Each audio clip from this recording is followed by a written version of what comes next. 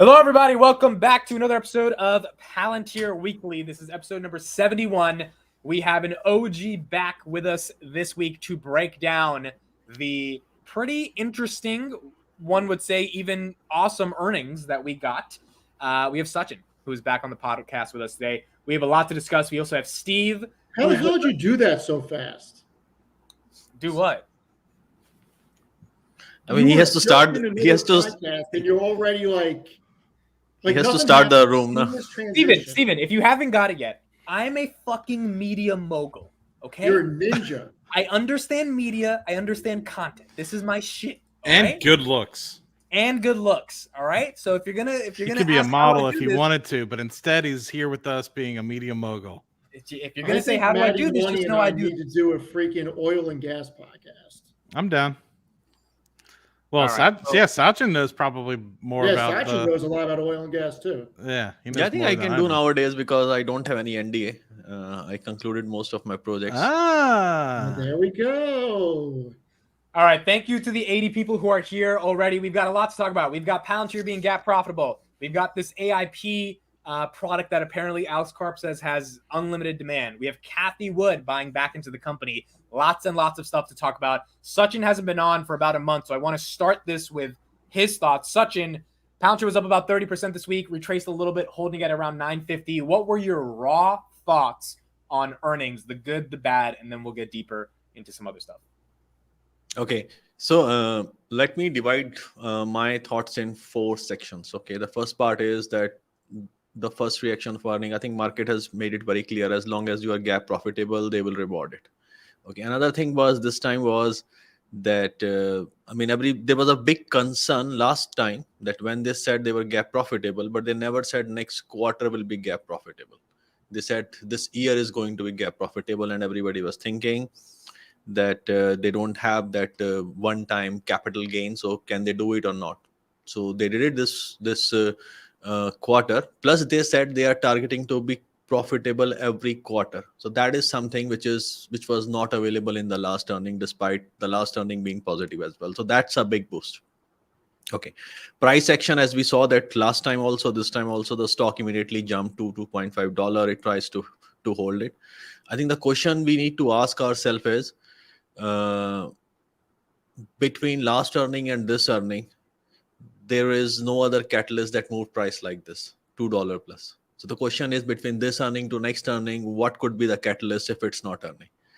We have seen that Palantir has signed several contracts. Palantir has signed several news there are a lot of things have come in past, but nothing pushed price in $2 plus range other than earnings. So I'll be surprised and I'll be concerned a bit that how to hold price at these levels, especially as we are moving into the debt ceiling kind of uncertainty. And something big has to happen. I don't know what will happen, but if a price stays in this range, something has to change in the macro, or something has to change big in Palantir. So that's my concern with the price section as of now. Okay, so that's the part on the earnings.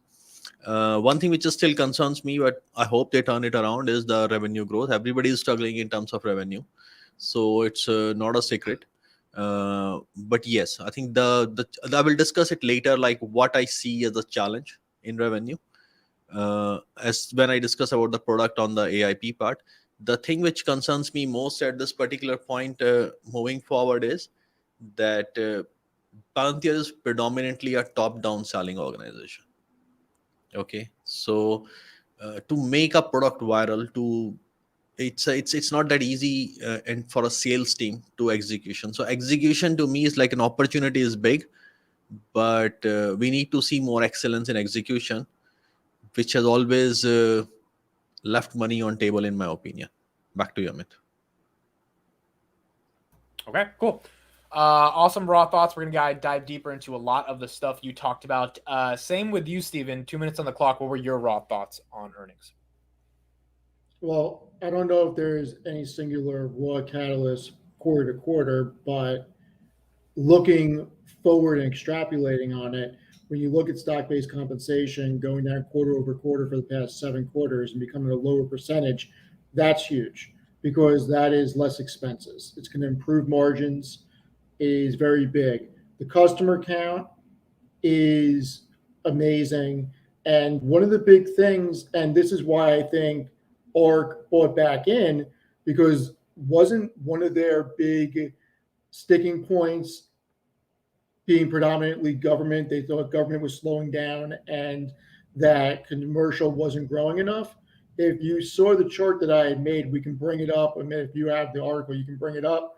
Their total customer count has grown significantly, but on the commercial side, I think it's grown 330% since Q1 2021. I got to get the exact number. It's 366%. And then you look at AIP, we are on the forefront of companies embedding AI into operations. I don't think we've scratched the surface with it. Their commercial customer count is going to get upsold on these products, whether it's this year or next year. And there's going to be a lot of revenue driven from it. It's probably a very high margin business. I don't think I've been this bullish about Palantir in a very long time.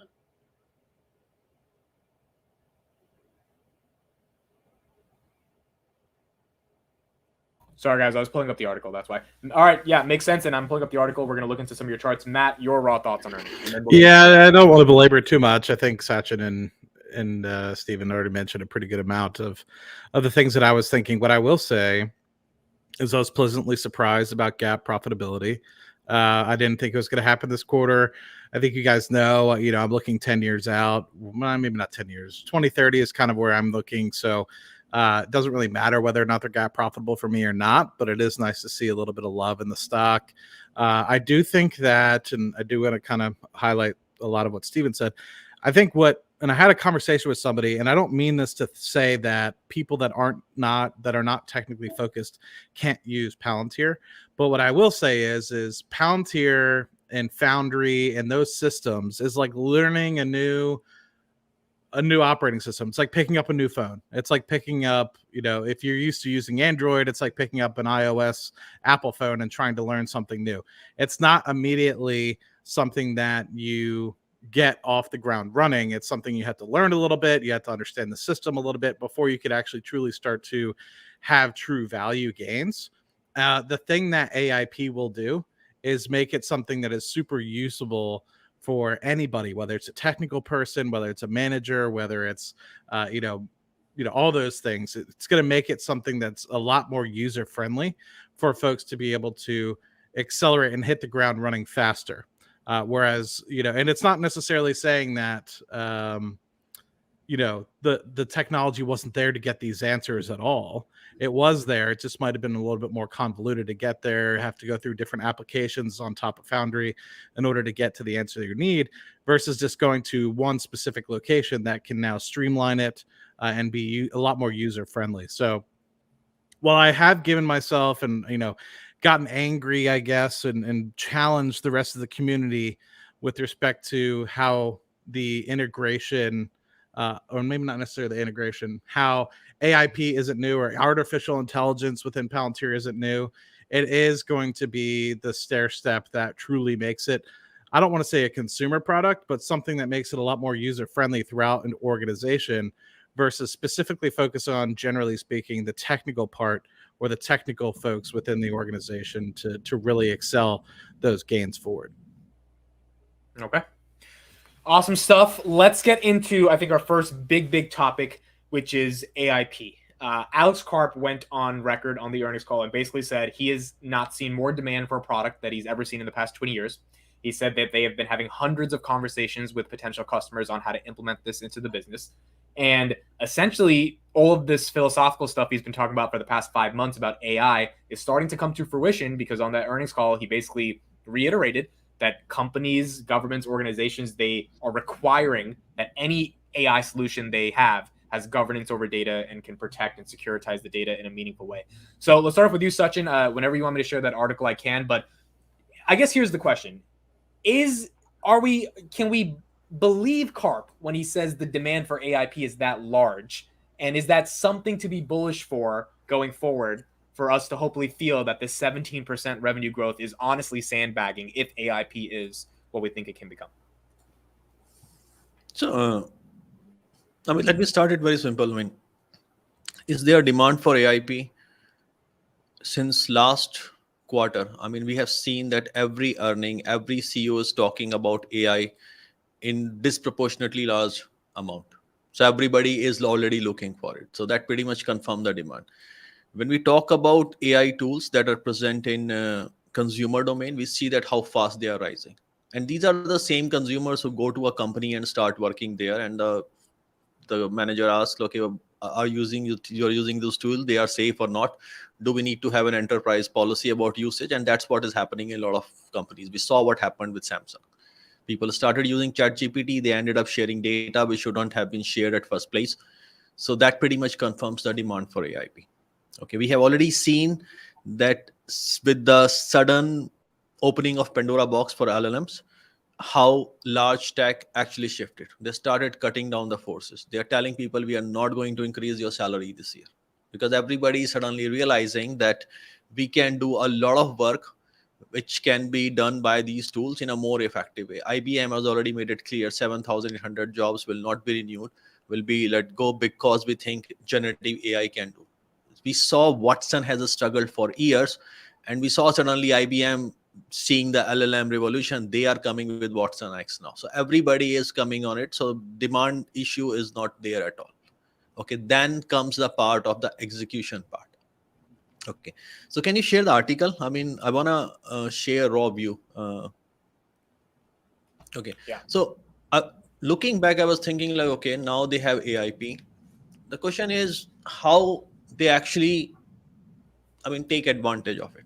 See, what is Palantir problem? First, it's not their product. Their product is, like I've seen it in action. I mean, I'm totally blown away with what they do. It's always their ability to communicate and make it consumable for the customers. Okay, it has always been their struggle, and it is still their struggle. Okay, if you ask me today, even with everything they have done, they still don't know how to sell a lot of their things. So when the AIP came, okay, before AIP, the story was around ontology. Okay, a story was around the complex use cases about security and access. Okay, whether you talk Foundry, whether you talk Gotham.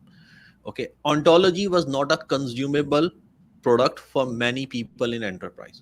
See, if you go to a CDO, if you see the CDOs in a lot of companies, and they came from mostly from a very different kind of IT background and the complex use cases, especially outside tech sector, are they going to say that they don't know the tech?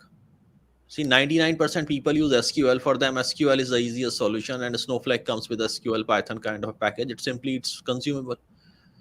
Okay, so there is always this persona you carry during the tech industry in general, that you know it all, even if you don't know it.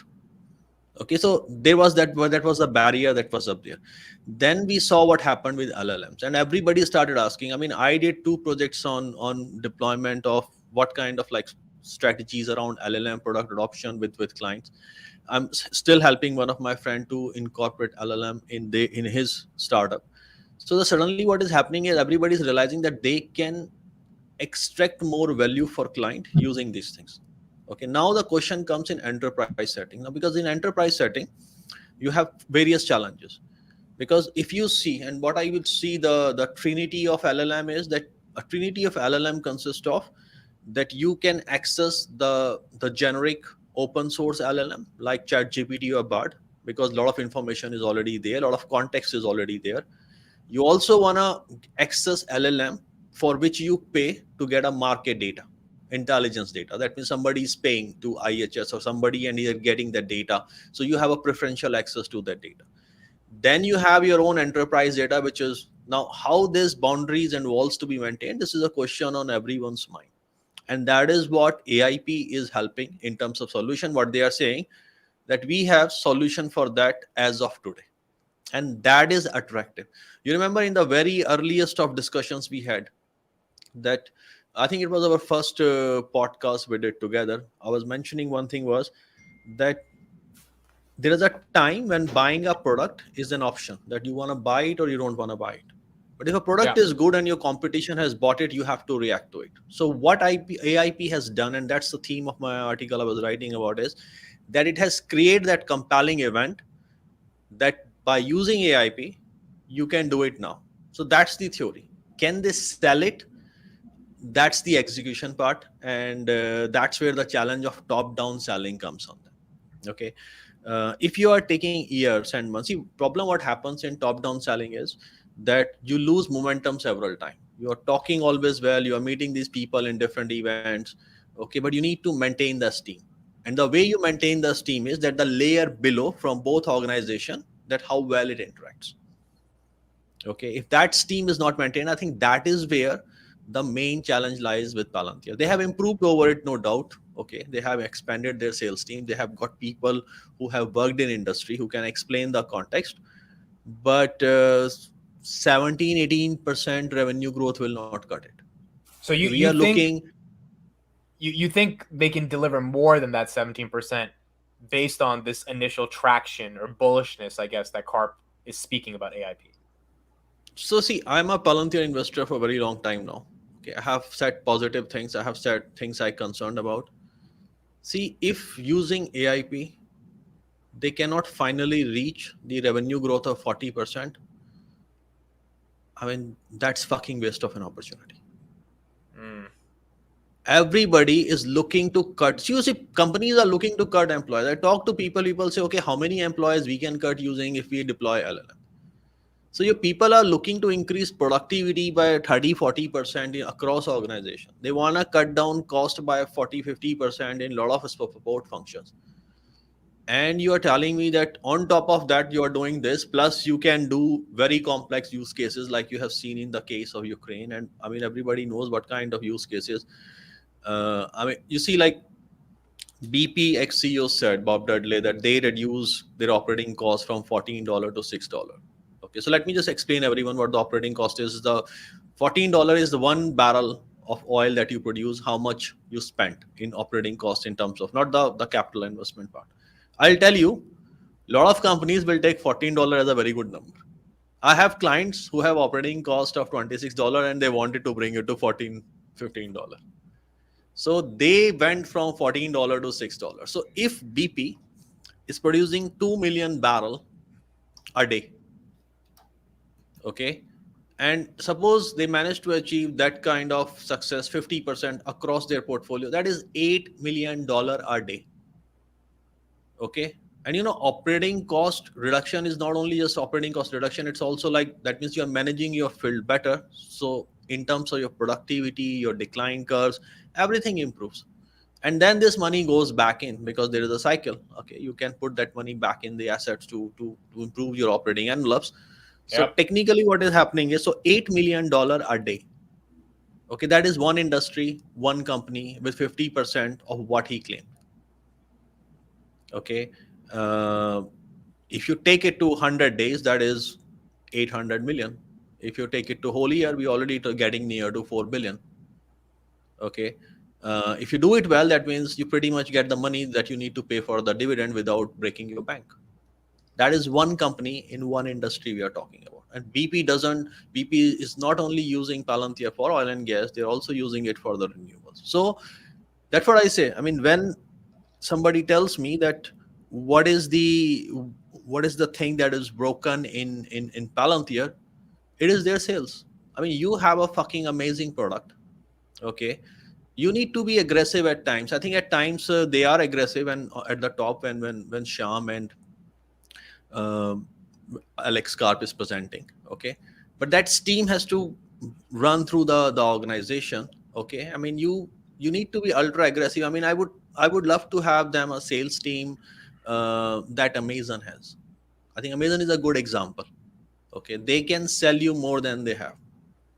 That's so when Karp says we have no pricing strategy, our plan is to take the whole market, you believe him when he says that, even if they haven't shown the execution historically, you believe theoretically that is the bull case, to take the whole market. The opportunity, I believe. The ability to execute, I have concerns. Right.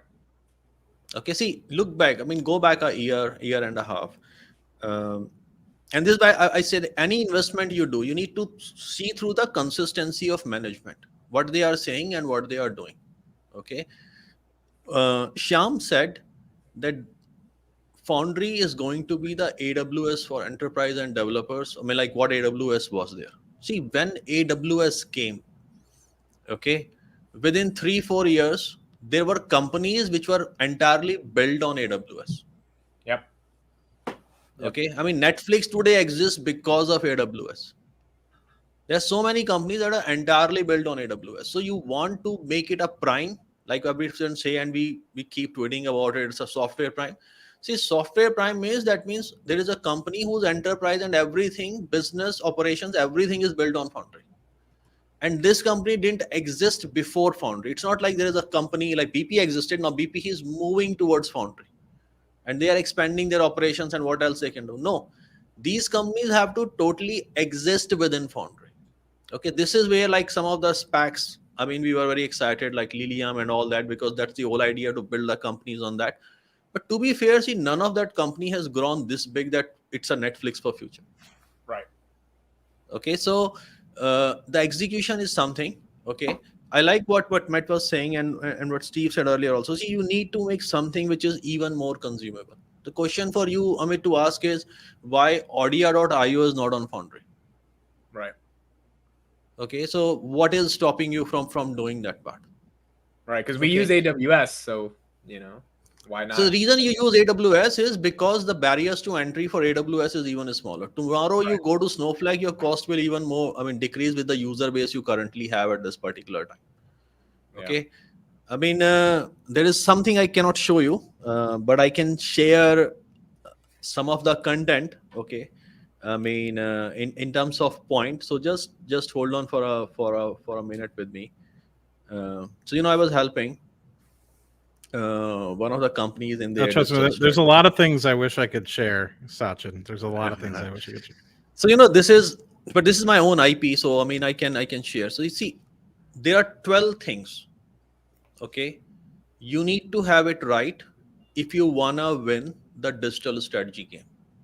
The first thing is you need to have a fucking killer app that everybody wants. Like ChatGPT came, everybody wants to have it. If you don't have a killer app, okay, you already handicap in terms of your go-to-market strategy in digital. So in terms of AIP, or Foundry, Gotham, we can say that they have a kind of a killer app.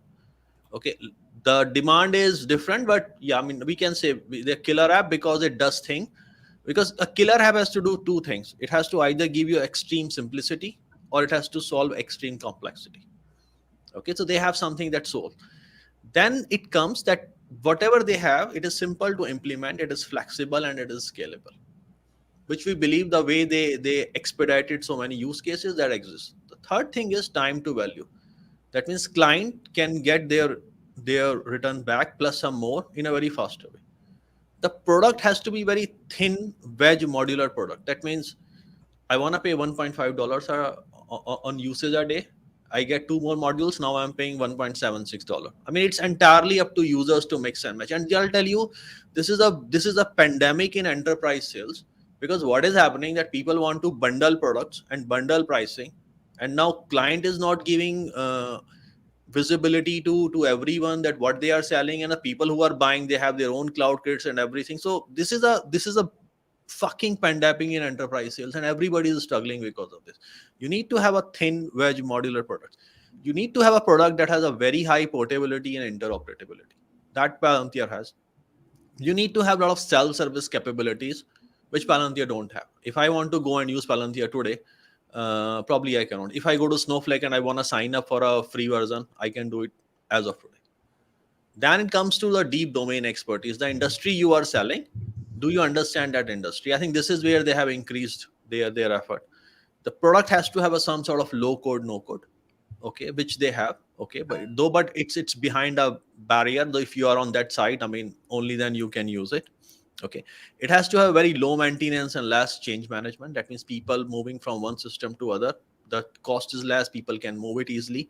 You need to have a very integrated partner ecosystem and marketplace, which in my opinion Palantir doesn't have. They have some partnership here and there, but I wouldn't call it a A+ system as of now. You need to have very deeper SI integration, which they have, but I don't know how much SIs are able to sell it, because the problem with the SI is they can sell something if it is smaller. If it is too big, I mean, even if it is good, they will not be able to sell it. And then the last, but the most important is you need a very strong developer community support and engagement. I mean, you go to Stack Flow and all. I mean, you people are just writing about it and sharing things around it. I mean, if you go, I mean, AWS has huge community behind it. I mean, Google, one of the bigger problem they had is that despite everything, I mean, and Google came in cloud before AWS, and they are one of the best cloud. I'll tell you, but their go-to-market is fucking terrible. They managed to turn profitable just now. I mean, they just don't know how to sell.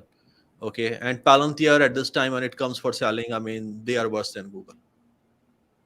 Okay, back to you. So I want to chime in. So I think one of the things I want to get right off the bat, and I don't disagree with a lot what you're saying, but I think it's one of those things that it's a very unconventional company, and so with that, I think it's going to take a lot of a different pathway to really get to where we think we want to go. The thing that I think you said that bothers me a little bit, and of course, I always value your opinion, Sachin.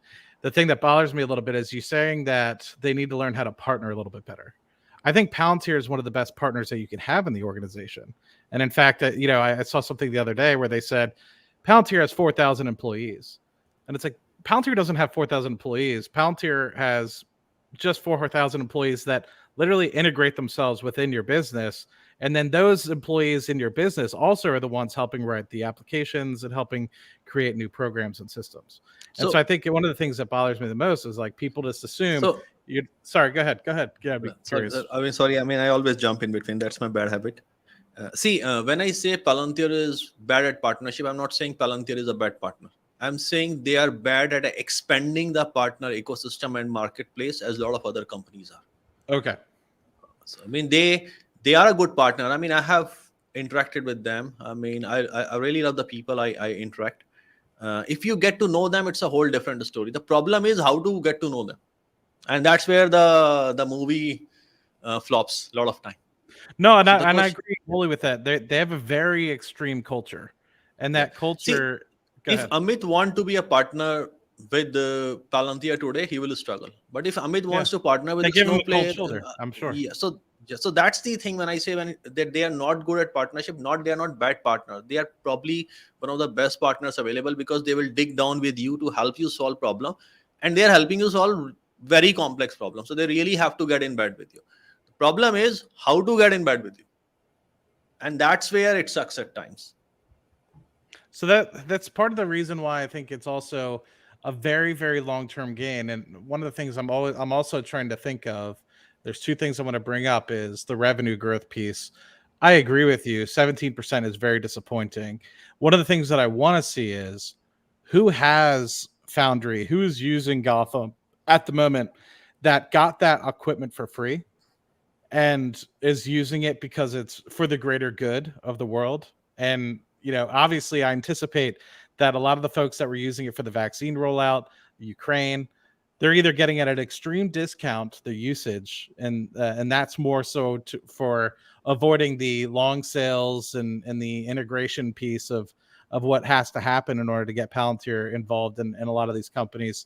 And at what point do those sort of free drips that they're using kind of come off of freemium, I guess you could say, and actually start generating true revenue? Or is it a backdoor into things like, hey, we're getting our foot into the door of these massive waves of the future, which is NATO, helping in Taiwan if that ever becomes a problem, getting yourself embedded into each one of the Western facing sort of governments that will kind of grow massively. And that's where the true revenue gains are going to be coming in the long term. That's what I'm kind of like trying to understand is where's that line? And that's something I don't know. And that's what I try to hope for, but hope is not a strategy, right? Hope isn't necessarily what's going to pay the bills. And then the other piece, and then I'll let you turn it back because I know I'm kind of like bringing a lot of points to the table that need good responses. Is at what point do you kind of say sales for this type of organization is very difficult? It's not like you're selling a Snowflake where, like you said earlier, you're just getting a piece of software, you integrate that one piece of software or application, and you kind of just run with it. It's you're getting a sales team, forward development not sales team. You're getting a forward development engineer team to sit in your organization to not just discuss how the application works, not to onboard your data and everything onto that operating system, but then creating applications that help solve the problems. What they would do is they wouldn't just say, "Hey, Amit, for Audea, here's Foundry, go." Right? They would sit with you. They would say, "What are the true problems you're experiencing?" And you would say, "Well, I'm having problems with reach. I'm having problems with organizing my data so that I can help focus advertising or whatever your future endeavors are with Audea." And they would literally sit and say, "Well, here's the data lake that you're tying or you're getting all your data from. Let's tie it into Foundry so you can have it organized in an appropriate manner. Here's the time series data you can visualize it with. And also, what else are you really trying to accomplish?" And they sit there and they say, "Well, how can we help?" Let's just say, for example, the thought process was concentration on advertising and demographics. How could create an application for Emit to be able to focus on that? And then second, how can we focus on outreach and be able to create an application custom for Emit and custom for Audea to reach that? But I think that's very difficult to do versus something like, here's an off-the-shelf Microsoft Excel, go. Isn't Sachin's point that that's not necessary for a lot of businesses, and they should still give? There should still be value in Foundry without. That's the thing. I think that's what a lot of companies do think, and I think, and really to get the maximum efficiencies that they really want to see, the step change in which they want to see, companies need to become. And I don't disagree. I think most companies do think the way that Sachin is thinking, but I think the true step value change, the people that go to FoundryCon, like the BPs, the Tyson Foods, the CDC, that truly speak on behalf of the organization, that have seen what this type of operating system can do for your organization, that have humbled themselves and said, "We don't know. We need to bring in help and partner with Palantir to make us better." Those are the folks that will continue to sing the praise and never leave. Versus the other people, like Sachin said, they're going to be kind of cold shoulder until they admit, "Hey, we need to be humbled. We need to have the help." Until then, Palantir won't even look your way because you're still thinking in the old way. So I think, so like you mentioned, I mean, that when they get in bed with you, they can really get deep with you. Okay. I mean, I completely agree on that. But see, so I'll give you an example. I think this is where, see, nowadays we see that there is a new kind of job emerging, ChatGPT prompt AI. Okay. This job didn't exist 6 months back. Why this job is there today? Because ChatGPT came, people realized that there is the way to exploit it, and some people are getting better at it. And who are these people who are applying for these people? These are hobbyists, amateurists, developer community who started using ChatGPT before everybody else. Okay, so when or they're con men trying to hop on the train, or the con. I mean, but the thing is, like, if your product is not accessible to a very large developer community, see, their product can do wonder, but somebody who can actually make use of it and somebody who can actually make very fast, because see, if you are selling to enterprise works at a certain pace. If you are selling to a startup, okay, startups are driven by the angel and venture money and their own and tons of things that goes along with it. The thing is, like, until and unless an individual developer can touch your product and he use the product and then the idea strikes, I like the product, why don't I do something like this? That's the crux for most softwares. I mean, I remember, like, when I started using AWS, I didn't know, like, what to do with it. Slowly I started realizing it. Okay, I mean, yesterday I was using Bard and I realized that Bard has a straight access to Colab. So why do I am doing my programming support in ChatGPT? I mean, I can test the version of code and run it all here. So these are like the small things that clicks it. Okay. See, the first thing is your existing customers are the first targets of new offerings, because traction speaks louder than words. Okay. So you have customers, you may be struggling getting new customers, but spend more time with customers to solve more problems. That's one. Second thing is, see, there is no replacement of thin tiering in enterprise sales. If more people are involved in decision making, and this is where the current culture of Zoom meeting is even more problematic, because in Zoom you can get 100 people. So suddenly the decision criteria for enterprises has exploded. Okay. I mean, you really need something. And this is what I understand, and this is what my impression was when Alex Karp says that we will give our product to customers and we will figure it out how to monetize it later. That he wants to reduce that initial entry barrier issue, which everybody realize is a major problem. But these are just opinion. I mean, Matt, I mean, I don't know whether it is right. Of course, I don't know a lot of things that is happening inside the company. Okay, the way I look at it is how different enterprise sales companies have expanded. I mean, you take the case of CRM, people were going and they were selling something and everybody was okay. Then they were selling more on top of that, and now CRM is a behemoth. Okay, so sometimes what happens now, if you go to someone and you say that I can solve this for you, people also get intimidated. And I say, boss, what he's doing, he's taking over my business. People get actually threatened. In oil and gas, one of the biggest regret that major oil and gas companies like Shell, BP, and Exxon has is that they felt that they have given away too many services to companies like Schlumberger and Halliburton in the 80s, 90s. They should have kept it. I was helping one of the NOCs recently on the seismic processing part. And the thing is that the whole business is fucked up. There is no business model works for this industry. Okay, but the only way you can create value is bringing them back, but nobody is ready to do it. I mean, of course, there are a couple of companies trying, but the thing is, that is something they need to try. Okay, I cannot take it for, any excuse that if in 23, 24, their revenues is still 25% and below, it's fucking waste of opportunity, in my opinion. Today, tomorrow, like for example, if I go and I happen to join Palantir and I will try and still it happens, okay. Even if I know reason, I would say it is still even bad. Because people and companies are selling more. There are customers who want more. There are actual problems that exist which you can solve. So why don't meet these points and make a pretty picture out of it?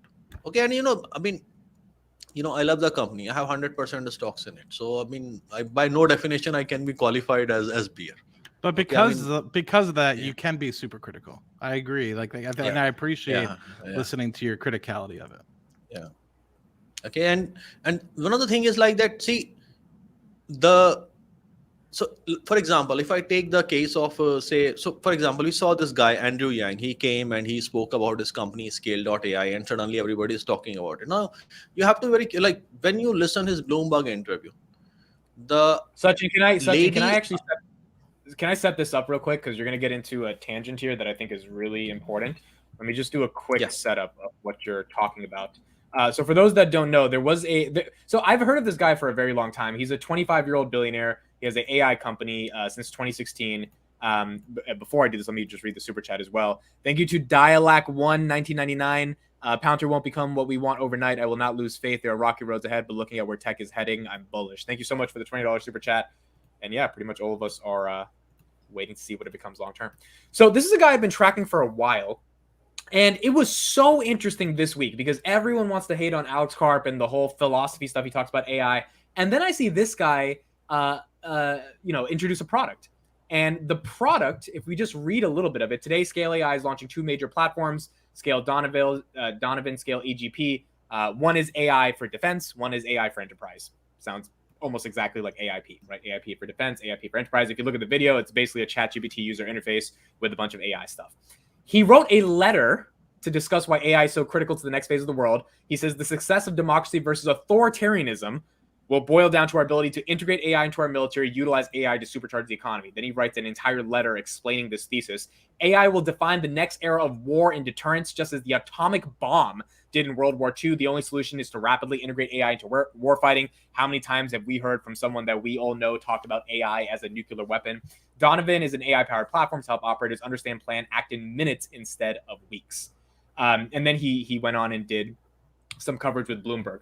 So he also went on to say that companies are selling vaporware when it comes to AI, and it sounds very similar to Alex Karp talking about steak dinners. So I guess, Sachin, when you saw this, what was your thoughts in its relationship to Palantir and their ability to grow with competitors like this that might have a really good product, but at the end of the day, the philosophy and the marketing behind selling this product seems very similar to what we've heard Karp talk about for the past couple of months? So if you watch his interview on the Bloomberg, the lady asked twice to this guy by mentioning the name Palantir, and he never answers in response to Correct. Palantir, he said generic industry and all that. Okay. Correct. Then you see that everything he's saying, okay, it's pretty much copy paste what Alex Karp has said. I mean, I don't see any other view. Okay, so I take back. I took a step back to understand like what this guy is trying to do here. Okay, of course, I mean building a generative AI product in journal, launching it, it's very doable. Okay, but he is just trying to copy paste things, which is getting attention rather than something which you listen the guy. I mean, you listen Elon Musk, you listen Alex Karp, and you will say, "Oh, I never thought like that." Okay, so to me, that's the ingenuity of an entrepreneur. Okay, like yesterday, I was having a talk to somebody, and somebody said Twitter is hiring this lady. I said, "Why don't you thinking from this point that Elon is getting a WEF insider?" And he said, "Oh, I never thought like that." Right. So the thing is, like when you are looking to change the world, you always have a views that you share, and people think, okay, why I didn't think like that, or it's absolutely rubbish, it will not happen, this is too extreme. What this guy said, nothing sounds like that. It's a copy paste that is coming out of it. See, the product, when I see whatever limited information, it's an LLM. I mean, you go to Nick's website and you can download Ask Sage. To me, Ask Sage is a better product than what I have seen in terms of Donovan. See, AI at scale is I mean, it's not LLM alone. We are talking of LLM and the ontology that comes with the enterprise together. You know, here is my version of future. Okay, and I told this very boldly to several CEOs when they talk about it. They said we have dashboard this. I said dashboard is not the future. You have dashboard because you want to have a very high level understanding of things, what is happening. Instead of dashboard, if you have a simple tool that takes decision on your behalf and you have trust in it. It takes 99% decisions on your behalf and you are okay with it. And for the 1% which are very high stake, he doesn't show you anything. It just tells you that these are the decisions, these are the options, and these are the trade-offs involved. And you pretty much take on it. So why do you need a dashboard then? Okay, so if you are trying to, this guy reminds me of Siebel. That Siebel sees what's the hottest stake. Today it is C3 Energy. Tomorrow it is C3 IoT. Tomorrow it is C3 AI. See, it doesn't mean that C3 AI doesn't have a product to sell. They have a product to sell. They sold it to companies like Shell. It works. Okay, they have a genuine product. But what they claim they are selling, okay, that's not what their product does. And that's the issue here, which I see. That he's claiming a lot of things, but he's selling something which is very plain vanilla. Yeah, when I was listening to this guy, I mean, he was just using the same terms, LLM and data, and like, Karp, when he actually talks about the philosophy behind AI and the military and all this stuff, like he actually, we feel something, just like when Elon talks about electric vehicles. This guy sounded like he was regurgitating, and maybe the product is actually very good. They have government clients and stuff like that, but it was they have. He said that they are going to use it for DEF CON and all that. See, let me tell you, like, what's my impression. This is very important. See, you have seen in the case of SPF, you have seen in the case of Elizabeth Holmes. So you can actually buy coverage in media. So just by appearing in media and different channels, it means nothing. Yep.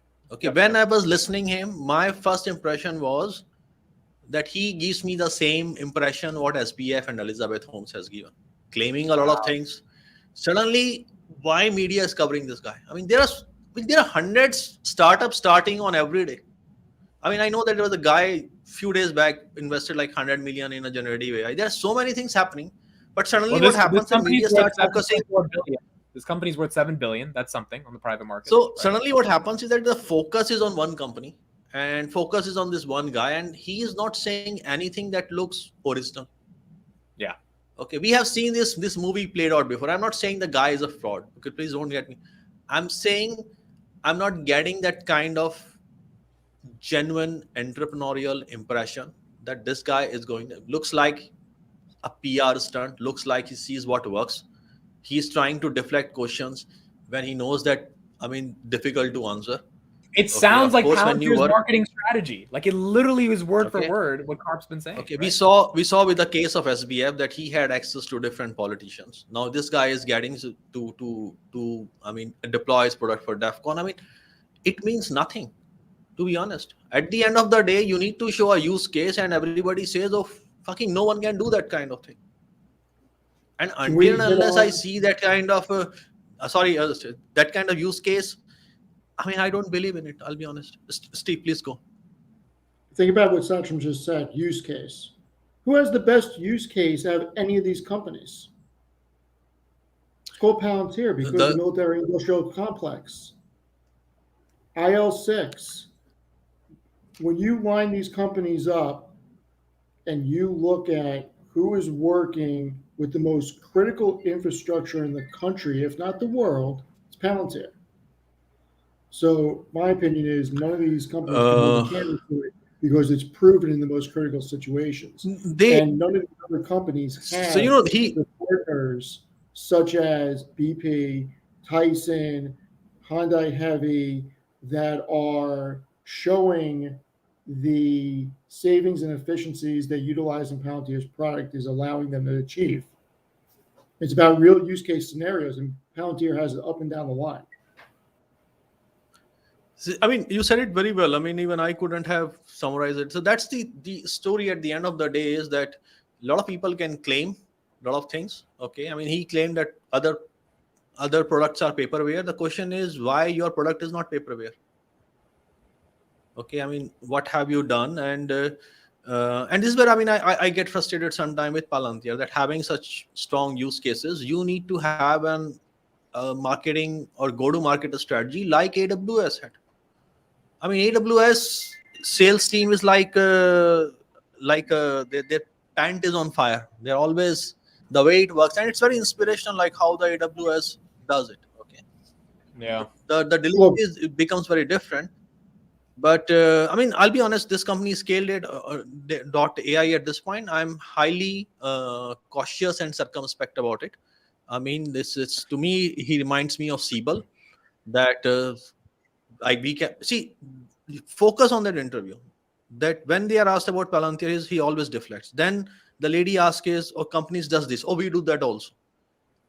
See, the way you come up with the sales strategy is following. You say, I have a product, and you say, this is what my product does. You try to speak it as comprehensive as possible. Then somebody say, what about something else that you have not covered? Then the person will say, either there is a roadmap to include it, or we are not going to do it, or why it's not the best thing to do it. If a person is replying back to you, oh yeah, we do that also. Remember what, like in the case of, so when a company CEO is agreeing to everything, that we will do this, we will do this, we will do this, I'll tell you, he's not going to do all of those things, because strategy is about deciding what not to do first. So I haven't bought him. Okay. I am very circumspect about him. And I would love to get be proven wrong, but what he reminds me of Tom Siebel, SBF, Elizabeth Holmes, and I've seen this story before. So I'm not expecting him to be as a fraud like Elizabeth Holmes and SBF, but definitely something in the category of Siebel for me. Back to you guys. You know what that interview meant to me? Nothing. Absolutely nothing. Because there's not many companies that can compete with Palantir. And look, the military aspect is not for everybody, and it's not for every company. But it is a use case that not many companies can get into. And it is such a powerful tool that can't be replicated. It's not going to company XYZ and saving them money. I mean, you are dealing with the most advanced type of technologies. And most, Sachin, am I wrong in saying that most technologies stem from the military area that make it to the market 5-10 years later?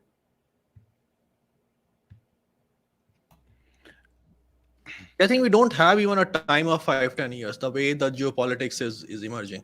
I mean, if you would have trusted, like, yeah, I mean, like, if you see the case of Ukraine, I mean, and you're absolutely right on this. I mean, Ukraine thing happened and Palantir responded. How many other companies would have done it? So a lot of companies would respond to a lot of use cases in a very short time, but how many of those can do in a high stakes scenario? I think that's the defining line. I mean, you put an LLM model and you take it to DEFCON. Yeah, people can go and ask questions, and you can say, oh, we are managing.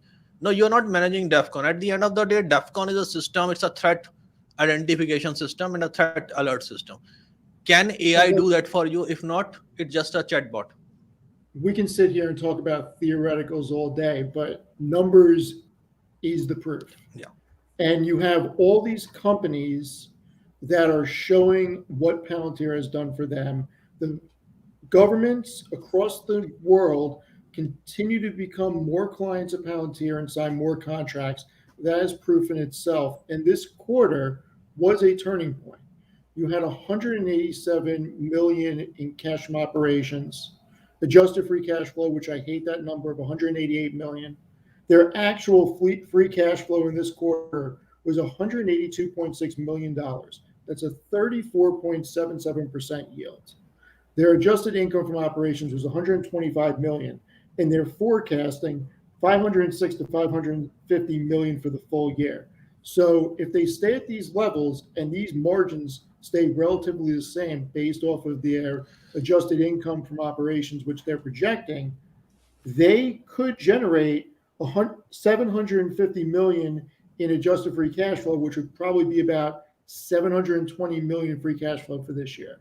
So if you look at Palantir's revenue growth over the past couple of years and you take the average and you extrapolate forward, this is a company that in 2025 could generate over $1 billion of annual free cash flow, and possibly by 2029, which is very far out. But like Matt said, I'm looking at this as a 5 to 10 year company, and I'm trying to build a case for the future of locking up money and not caring what it does in the short term. They currently have a free cash flow yield of 34.77%. If I put them at a 32% free cash flow yield, and I give them a 5% annualized growth rate quarter over quarter, I can build a case where they get to 2.34 billion of annual free cash flow off of 7.3 billion revenue in 2029. And if you bump that percentage on revenue growth up to 7.5%, if you believe all the AI story, that it's the next evolution in computing, the way the internet was and the way the cloud computing was, I can make a case that at a 32% free cash flow yield, they're going to generate 4.26 billion in annual free cash flow in 2029 off of 13.32 billion in revenue, which when you think about multiples at just 30x free cash flow, which amid on the last podcast, we saw that big tech trades at 31.5. So 30x for a company like Palantir is not crazy at all by any means. No, it is not. So can you guys hear, after Steve is done, I want to hear you. I want you guys to hear me for a second. Look, this could be, from what I'm looking at, a 5 to 10x, only because I'm looking at it from a numbers and valuation, and I do see the case. And for that to happen, for my scenario to work out, it's got to hit these metrics. But they're generating the numbers now, and you cannot manipulate free cash flow. This isn't Gaap net income where you can get cute with accounting rules. Free cash flow is cash from operations, X, CapEx. You cannot manipulate that. You just can't do it. Net income, you can kind of manipulate and play with things, do this, do that, take deductions, amortize this. Free cash flow is the shortest profitability level to manipulate. And they're generating it right now, 182 mil in 3 months. Mm-hmm. So that interview meant nothing to me. Yeah. Okay. Matt, go ahead. So I posted in our private chat a statistic. So it's with respect to Amazon Web Services revenue growth. And I want you to kind of pull it up, and we'll kind of talk through it really quick. So if you look at the Q1 2014, it kind of says it by quarter, right? And at the moment, at that point, they were making about $1 billion in revenue per quarter, right? So it's about twice as far as where we're at with Foundry, right? But I would say what I would like to highlight is Foundry really started getting from a U.S. commercial or just commercial client perspective, really started to get big in, like, I would say 2016, 2017, where they really started to kind of kick things off, right? So we're in like year 6 or 7 in that sort of journey at this point where things are really trying to go from a commercial standpoint. If you're looking at $1 billion in revenue per quarter, right, in Q1 of 2014, and you continue to where we are, say, from 14 until 2022, which is 8 years later, you're starting to see that grow to about $20 billion, right? So you'd say that's pretty significant growth, right, over the course of 8 years. When do you think Amazon Web Services was launched? In 2014? No, wasn't it like 03 or 04? It was 2006. It was Six, yeah, it was early 2000s. So we're talking about a company in Amazon Web Services that has been able to grow since 2006 till 2022. So something that's 15, 16 years old. Foundry really is only in its infancy with respect to being on the public market towards U.S. commercial customers or even international commercial customers. So if you think about it, we're on year 6 or 7 in that respect. The opportunity is going to, in my opinion, look a lot like this. Is it going to be as growth? Like, is it going to 20x in revenue per quarter? That is something that's, probably unmatched, right? I don't know if any other company can do what Amazon Web Services has done. But even if it has a quarter of the level of success that, Stephen was kind of alluding to, where they're able to get to something like $4 billion, $5 billion a quarter in the next 5 to 6 years, with the kind of margins that they have that has already seen, coupled with the fact that we're now 6-7 years in to this foundry only journey, being profitable and obviously distributing a lot of free cash to the bottom line. Because a lot of people have been complaining over the past several years, net income, GAAP profitability. When you look at the cash in, cash out, which Stephen talked a lot about in SoFi Weekly, they've been making free cash pretty substantially for the past couple of years. And I don't think people really, how do you think they have $2.9 billion worth of cash on hand and zero debt? Right? A lot of people are like, when you look at the fact that they're just hitting GAAP profitability, but then the last quarter, and they barely squeaked by the way, from a GAAP profitability perspective, but they went from 2.6 billion to 2.9 billion in one quarter. Tell me the math isn't adding up, right? Just like Amazon Web Services, the cash in versus cash out is what's really mattering here. And I don't think people are really giving them the benefit of the doubt, right? People are really just starting to get Amazon the benefit of the doubt when AWS is really starting to throwing off cash, and it's really starting to offset the e-commerce business. I anticipate they're acting very similarly. They're trying to get the product out as far as possible, aerially as far as possible, interact with as many industries as possible before they really start to hit their stride. I know it's a different business. I know one is web services versus the one is consulting, software, but at the same time, I think the strategy is, I don't want to say exactly like for like, but I think they're following the same sort of path in the respect of it's not about growth and profitability today. It's about building a product that is going to literally fundamentally change the course of the modern industry and enterprise going forward. But Matt, AWS has. The problem is Sachin is saying you're right about all that, but they can't sell it. Like AWS was selling from 2006 to 2014, right? Do me a favor. Bring up the commercial count chart that I made, please. I want to cut in. But it took them 6-7 years to get to $1 billion in revenue as well. Matt brought up something very important. And look, when you look at this, over the past 3 quarters, Palantir has closed 197 deals valued at $1 million or more. 97 of those deals exceeded 5 million, and 65 exceeded 5 million and 32 exceeded $10 million. So you have this total customer count that continues to go up. You have the commercial count, which is superseding the government side, even though government's more revenue right now.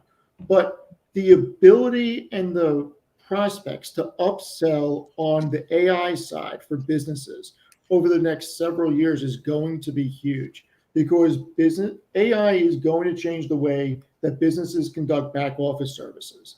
And there are going to be a tremendous amount of job displacement.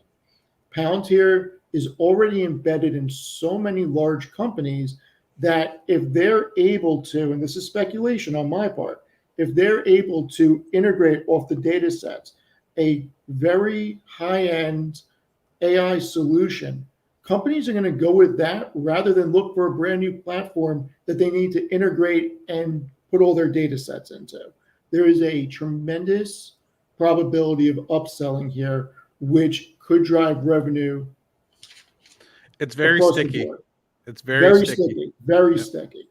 Like I'll just be blunt. Okay, some of you guys know who I work for, some of you don't, right? But we talk about them quite frequently on the channel and the stream. It would be very difficult for us to upend what we've built on Palantir and Foundry and move to some other sort of operating system. That takes years, as we have already alluded to, and put into utilizing Foundry to be able to just uplift and change, right? It's not like we're switching from Microsoft Teams where we're going from Microsoft Teams to Slack. Right? Yes. So I can confirm what Matt is saying, because the CDO who implemented the solution for Matt's company was my ex-colleague. Okay. And we worked together in the same team after he left BP, and he confirmed the same. Okay. So let me just give like 5-6 quick points. Okay. See, first thing is, the good products always become juggernaut. Okay, they're not about niche selling. If you're making a transformational company and generational company, the product at some point becomes such a juggernaut that everybody wants it. So Palantir has to reach it in one way. I think one thing which people don't realize about Palantir is Palantir cannot go bankrupt. While many SaaS companies can go bankrupt. It's cash flow positive. It is so critical for US security, infrastructure, and dominance. US government can never let it fall. And I mean, if anyone has read Peter Lynch, One Up on the Wall Street, I mean, he will explain that why companies have no debt and a lot of cash. There is no way in the world they can go bankrupt. And you know, Wall Street actually penalize Palantir for this, where there should be a premium for it. Okay, there is no company in the SaaS domain in this category that has that kind of bankruptcy protection. It cannot be acquired easily also because of the founder's share. So it is something that to me is a feature rather than something which is penalized. The calculations of revenue and everything we have done, see, it is based on what they have today. But what if they release 5 more products in next 3 years, which are more focused? I mean, then there are additional revenue streams also. But that's the thing, Sachin, is they can create custom applications with every organization that they work with. You already know. I mean, you know, I'm preaching to the choir. But I think the difference in terms of AWS analogy, and you know, this is why I like what Matt said, that let's compare it to 2014. See, AWS, there was in 2002 when Jeff Bezos set up the target for AWS, that we are a tech company and this is what we are going to do. This was the letter that he sent. And 2006, see, AWS was creating cloud industry. People didn't know what it is. So AWS had a lot of challenge in terms of selling. And if you see some of the initial sellings of AWS, they were very simple use case of cloud storage and things like that. Then apparently companies like Netflix start launching their product on it. So, okay, we don't have that kind of money. They were coming out of GFC. Okay. So AWS for 7 years, people were still wondering, is cloud has future or is cloud doesn't have future? So I think that is where Palantir is a bit different. Palantir is not creating the industry. Industry exists. Okay. Palantir has to, the way Palantir has to contribute it back is that you can do a lot more with data and digital than currently what you are doing. And you can get better AI implementation than currently you are doing. That's the contribution Palantir has to make. Okay. Anybody, you know, I have seen so many analysis. Okay. The investment in AI will increase with 30%, 40%. Guys, I mean, if you were in 1996, I mean, in the history of Fed, there has been only one incident when a Fed person and a Fed chairman has gone on record and say stock market is in bubble. It happened only once. And it happened in 1996. And you know, when you look back, you will say the bubble hasn't even started in 1996. So if we are talking about AI to be as big as internet, okay, despite whatever is happening in terms of debt ceiling, in terms of rate cuts and all that, what we are looking for 5-6 years of frenzy, like we have never seen until the dot-com bubble. So a lot of time we go and we say that this is a bubble. See, that's the thing I think we miss about the bubbles. Bubbles are easier to play while they are rising. They are very difficult to play shorting. Okay. And you know, when people say that there is a bubble forming, yeah, I mean, people are saying the bubble keep forming for next few years. So AI, we are exactly there. So whatever enterprise is spending in terms of AI, and just make a simple assumption that deploying LLM ontology saves them money. What will they do? They double down, triple down They will go 4-5 times on their investments, because CEO looks for what next quarter is coming, what my next year is coming. He is not thinking. Most CEO don't think what my company will do in 10 years. But what So this, does Jeff Bezos always say, Sachin?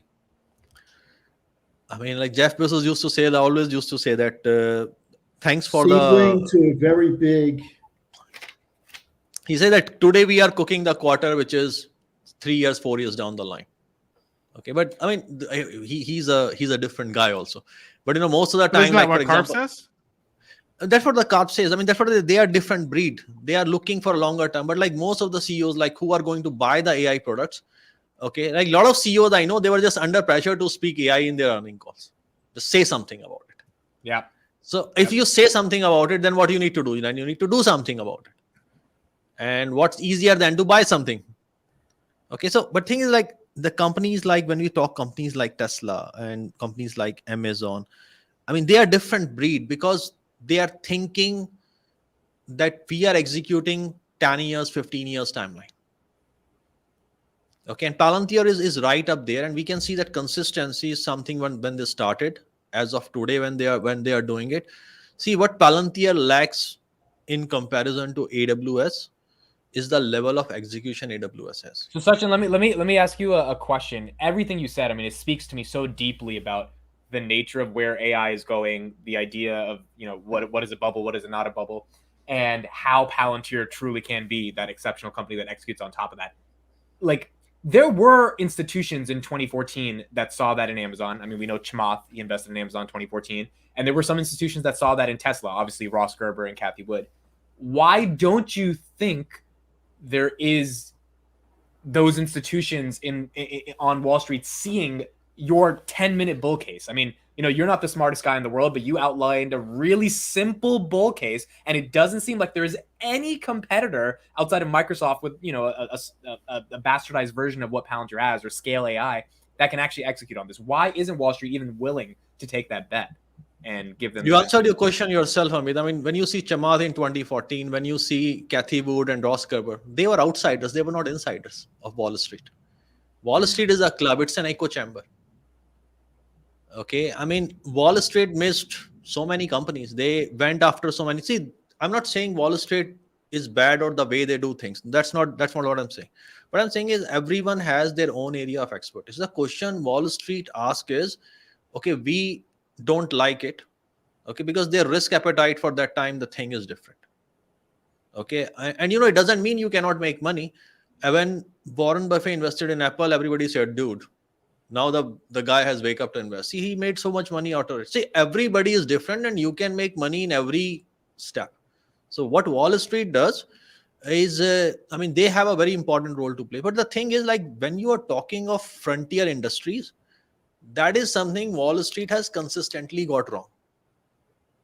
Okay, when you today we look back and we see these funny videos when people are making joke of internet and personal computing. I mean, 90% time, the ordinary person will think, yeah, why do I need computer? I mean, my father bought computer when he was about to retire. So the thing is, like, I mean, you were not using ChatGPT. Then you started using ChatGPT. I believe you are paying for it now. Yeah. Does it pinch you to pay for it? No. You think it's worth my time? Yeah. See, until 6 months back, you didn't even know what ChatGPT is. Okay, and you are a startup, bootstrap kind of a guy who is very, very clear way to $1 I have to spend because I have to invest it back. So what we have to remember, like why certain technologies becomes transformational is always about the engagement. People can go today and they can talk about hours on podcast and on media channel that what's wrong with this technology. But there is only one thing you need to look is that a particular technology is engaging. So when I was in my college, okay, I mean, I had my group and my class, I had the first mobile in my college because I came after doing some work, so I had some money. Okay, and then in final year I had this guy, and Nokia launched this camera phone. Okay, and it was such a gimmick those days. The guy came and I said, what the fuck is this, man? I know the guy. What was it called? What was it called? So this is even before Nokia 6600. I mean, 6600 was my first mobile camera phone. So, and you know what happened was, and you know, Man, the I guy think come my from first like a phone was very a wealthy Spark. family. Yeah. So the guy come from very wealthy family. So, I mean, I mean, his family can spend shitload of money and they bought him this phone. And the guy is, I mean, we are studying in IIT, so which is a premium institute. So then what happened is, I was looking for, I mean, I'm a nerdy guy. I got fascinated about it. And my wife noticed it, who was my girlfriend then. Okay. And on my marriage, she gifted me like, she and my brother-in-law gifted me like Nokia 6600. And, you know, that has a camera in it. Okay. I like that phone because it has a little bit of joystick. You can play some game. But to me, it was a gimmick. Then what happened? In 2005, I got stuck in Mumbai floods in Schlumberger office. And you know, this camera can take some pictures and a 14-second, 13-second video. And I took those things, whatever little. And you know, later on when we were doing like an internal investigation about those things, actually become the evidence like on a few things that happened that day. That was to me the aha moment, and I realized that, yeah, I mean, I have this Sony camera, which is pretty good, but it is the camera you have that matters. And that day, till this day, whenever I'm buying a phone, I always look for camera. So what I'm saying is that technology doesn't need to be perfect. It needs to be engaging. And that's also where the opportunity is. If that's where the opportunity is. So when you are looking from an enterprise point of view, see, when COVID happened, okay, that particular time, a lot of institutions, they didn't care where Peter Thiel has supported or invested money in terms of election. They needed to get things done. Today, I mean, yeah, you can go in Guardian and you can have all these Foxglove and everything talking about Palantir. In that particular day, they needed fucking Palantir to get their act together. Okay, so that's the thing. I mean, and you know, this kind of emergency, the C-suite and the entrepreneurs live day by day. They need to get shit together. And you know, it's not about virtue signaling for a lot of people in a lot of places. People who are doing it, they only do that part. So that's where Palantir has a very unique opportunity. How to capture it? Like, for example, when you see the case of AWS, and I'm going back to this example. See, AWS literally created cloud industry. But you know, you will be surprised that if you go to 2008, 2009, the media and the Wall Street was saying that AWS is doing a test case for Google, that when Google will see they are succeeding, Google will literally rule the cloud market. That was in 2009, everybody assumed that it's a matter of days and weeks and months that Google is leading this industry. That was the kind of image. You know, today we see AWS as tech industry, but AWS came from Amazon, which was not such a tech industry. It was a supply chain management using technology. So when the Google came, and Google came their cloud way before Microsoft came. Okay. And you know, everybody was thinking Google is going to win the war, and then Microsoft. And you know, when Microsoft came, the Satya Nadella said, we are going to be mobile first, cloud first. So he has a dual strategy that we are going to rule the mobile. Of course, we know that mobile strategy part failed. He never says about it now, but cloud become the thing. And you know, that is also the time when Microsoft started realizing that we already have an enterprise sales team sitting because they are selling Office and Windows. That is what Google didn't have that time. Google had to build an enterprise sales team, while Microsoft has a team which was selling miniature products, which they suddenly kind of leverage. And what we saw since 2014, that Azure has become a juggernaut, AWS has become a juggernaut, and Google still having the best cloud is fucking struggling. So the ability to sell is very important. Ability to have a good, so in case of, you know, why Snowflake becomes such a thing. I mean, today, I mean, everybody loves this company, and there is a reason it to be loved. Because people who adopted like AWS in the starting, for them the site reliability management, the scalability, I mean, it was a mess. I mean, you can use it. So Snowflake brought simplicity on table. It was making life easier for people, and we can say, okay, Snowflake is not Palantir, they don't have that kind of. Yeah, but what they provide is so engaging for their customers. And that's why there is a premium that goes along with it. I mean, we can debate on that for hours. We have about But- 5 minutes left on the pod, so I want to. This segues into the final topic. Yeah. Cathie Wood is back. Let me get Steven your thoughts real quick, then we'll go to Sachin. What were your thoughts on ARK buying 4 million? She's probably gonna get to about 40 million shares like she had a year ago. They're gonna build out a big position. What do you feel now that Cathie's back? I mean, all joking aside, I've seen a lot of people say that it's a curse, et cetera, et cetera. I'm not going to take that side of it. Buying activity is good. I don't care where it comes from. I'm not going to knock somebody for making an investment. I could disagree with some of the investments, but in this case, any buying activity is good. I think it's a positive, regardless if it's ARK, Vanguard, or any of these other companies. We'll see. I mean, doesn't have the best reputation. Her funds are down a lot. I don't think it's nothing to get incredibly excited over, but it is not bearish and it's not bad. It's just more buying activity. And it at least gets it. Somebody said this, so this is not me saying it, but I agree. It at least gets it in the headlines and gets more people thinking, why is she buying it? Maybe there's something here. I mean, I'm not against it. I agree. Sachin, your thoughts on Cathie coming I think back? it's pretty similar. I mean, buying activity is good. Yeah. Okay. Cathie is no longer the gold standard. Okay. We already have seen that she has done things which was supposed to be a buy and hold strategy turned into a weekly trading strategy, and which was not even executed perfectly. So, I mean, I never invested because of Cathie. I never sold out because of Cathie. Okay. So to me, I mean, it means nothing, but I love when people are buying, and yeah, I mean, we'll see how it works out. Okay. Back to you. Matt, she's back. Your thoughts? I think the only thing that concerns me, while I agree buying is good, and anybody picking up investment is a good thing for the organization. The last time she really started to buy, was during kind of the DPO, and then obviously we kind of know very quickly it went to the $38 dollar range, above 40 intraday. And then it got kind of classified as a meme stock, and everyone still, to an extent, that are uneducated about the organization, still considers it a meme stock to an extent. And it did get caught up in that whole era. My fear is I hope that while it might be good for short-term gains, I'll be sure to write covered calls, just like I did back in 2001. And I made a good amount of money on that. If it does end up in some sort of craze again, where folks really start to pile on and it gets to a frothy, overbought sort of scenario, I'll be sure to write covered calls. My hope is that it doesn't deflate again and get labeled as something where it gets kind of a bad name to it, which is like meme stock, right? I like the momentum we've kind of been building over the past several quarters. People are really starting to understand, and a retail investor community, I feel like, is really starting to understand the true potential power.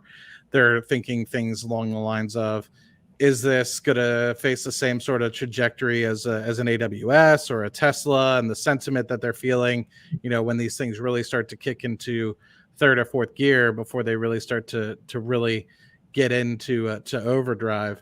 That's what I want. I want that continued retail investor strength in the community. I just hope that Cathie being involved, while I hope it brings retail investors with it, I hope they're not getting involved for the wrong reasons. I hope they become investors and not traders, if that makes sense. Just like I don't want 2021 to kind of happen again. While it was good for short-term price action, I'm a long-term price guy. So I hope she does not put out some crazy research report that gets everybody to criticize Palantir and the bull thesis. That's my biggest fear, is she puts out something crazy that's not realistic, and Palantir gets another stigma surrounding them. She already said AI is going to 80 trillion as a market or something, right? So let me tell you, she has no clue what the industry look like. Let me be very honest about it. Extrapolating data and everything is, see, you talk about the use case. She has a good theory and she had got good thesis about Tesla. I think that we have to give it to her. She has some decent thesis about CRISPR and everything, but I am in the industry. Okay, I'm talking to people who are implementing, who are the user, and then I read and listen what several of the analysts are discussing on CNBC, and what I'll tell you guys, in my opinion, and I could be wrong, These guys have no fucking clue what they are talking about. Okay. AI investment is not going to increase by 20% and 30%. It will go exponential. I mean, it will turn into something that will probably dwarf what happened in .com. Okay, because when you will be coming out of the crisis, everybody want to make most out of it, and there is only one way to do that right now. Okay, data and digital, people are playing game for 10-12 years now, and it is hitting a kind of a barrier that how much else you can do. You cannot go beyond it without disrupting your organizations and your business processes, and that's what AI is offering you. Okay, that's the promise here.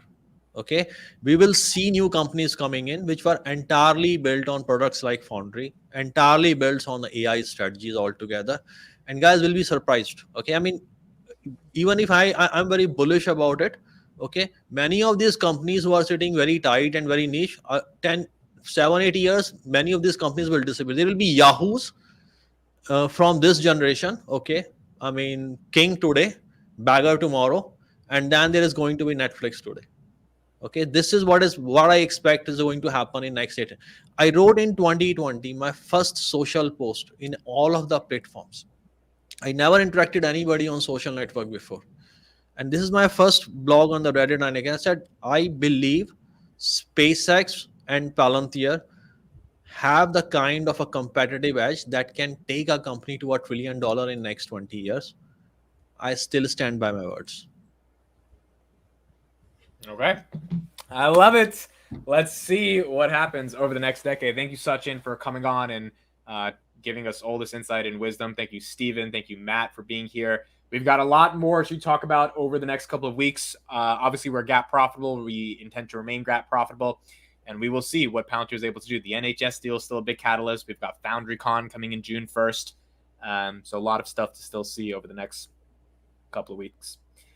That's it for us, everybody. Thank you for being here. Leave your comments. Everyone's Twitter is in the description. And we will see you next week. One Lambo. Hey, thanks, guys. Bye, everybody. See you when I get Bye-bye. back. Bye. Take care. Bye. Thanks.